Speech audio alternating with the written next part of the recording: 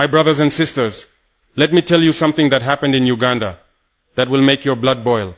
Let me tell you about a night when soldiers came like thieves, when they broke into a home, when they attacked a woman whose only crime was loving a man who dares to speak truth to power. My brothers and sisters, what I am about to share with you is not just a story from Uganda. This is a warning. This is a message to every African leader, every military commander, every son of a dictator who thinks he can inherit oppression like it is family property. What happened to Bobi Wine's wife? What happened in that house? What is happening in Uganda right now? This is the face of dictatorship that we must reject across our continent.